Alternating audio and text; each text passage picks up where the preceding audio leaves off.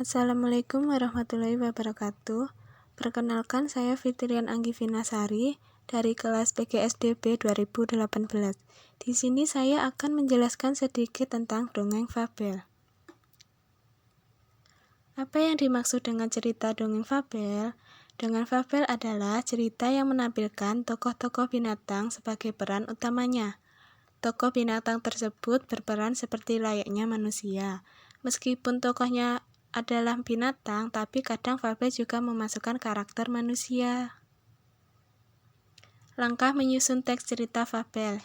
Yang pertama yaitu mengamati perilaku dari hewan yang ada di sekitar lingkungan. Misalnya kucing yang tinggal di dekat rumah. Amati perilaku kucing tersebut. Kamu bisa mulai menentukan hal-hal menarik yang bisa dijadikan bahan atau tema cerita fabel. Yang kedua, buatlah tema yang menarik dan berhubungan dengan kebaikan. Yang ketiga, buatlah kerangka karangan berdasarkan masing-masing struktur teks cerita fabel, yaitu judul, orientasi, komplikasi, klimaks, resolusi, dan koda. Selanjutnya yaitu yang keempat, buatlah ide pokok atau gagasan untuk kerangka karangan pada setiap bagian strukturnya. Yang kelima, kembangkan setiap ide pokok, gagasan, atau kerangka karangan tersebut menjadi kalimat-kalimat yang runtut. Yang keenam, baca kembali cerita fabel yang sudah selesai tersebut dan lengkapi kekurangannya. Itulah langkah-langkah menyusun cerita fabel. Mari kita perhatikan fabel berikut ini yang berjudul Ikan dan Burung. Pada suatu hari, terlihat seekor ikan sedang bersantai di kolam. Dia memandangi biji-bijian yang menggelayut di atas dahan pohon. Biji-bijian itu terlihat sangat lezat. Kelihatannya biji-bijian itu sangat enak. Aku ingin memakannya. Ikan lalu berusaha meloncat setinggi-tingginya untuk mencapai biji-bijian itu. Berkali-kali ia melompat, tetapi tidak bisa juga untuk menggapai biji-bijian itu. Ia hanya bisa memandangi biji-bijian itu dari atas kolam. Perhatiannya kemudian teralihkan oleh seekor burung yang sedang terbang di langit.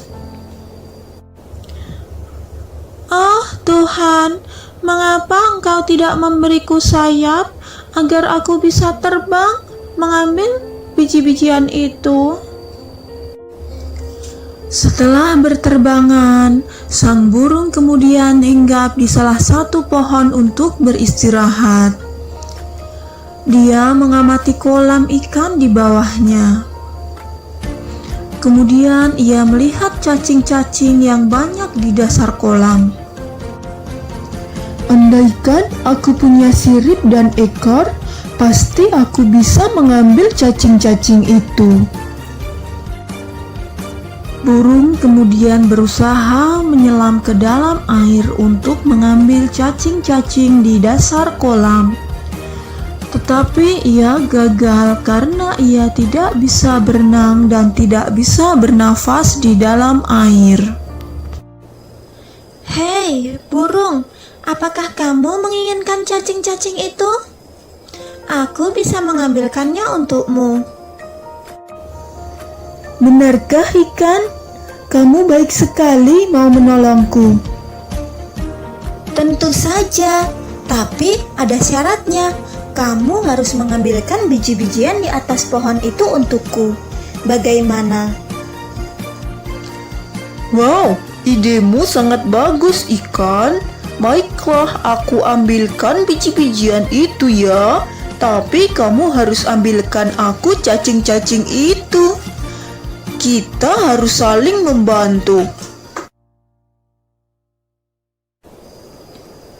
Sejak saat itu, ikan dan burung saling membantu.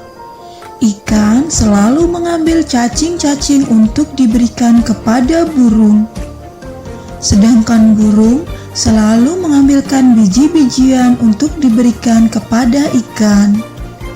Mereka hidup bersahabat dan rukun selamanya.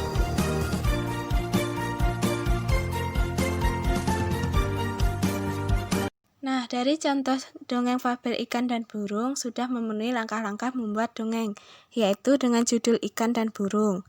Orientasi: pada suatu hari terdapat ikan yang sedang bersantai di kolam. Komplikasinya, ikan melihat biji-bijian yang terlihat sangat lezat, dan burung melihat cacing di dalam kolam. Klimaksnya yaitu ikan melompat untuk mencapai biji-bijian itu, tetapi tidak bisa. Kemudian ikan melihat burung yang sedang terbang di atas dan menghayal, andaikan ia punya sayap, pasti bisa mengambil biji-bijian tersebut. Kemudian burung melihat ikan dan berkhayal, andaikan ia punya sirip dan ekor, pasti ia bisa berenang dan mengambil cacing-cacing itu. Resolusinya yaitu ikan menyapa burung yang berusaha mengambil cacing di dalam kolam.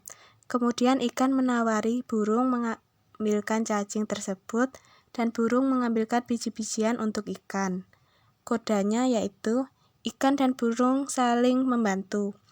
Ikan dan burung hidup bersahabat dan rukun selamanya.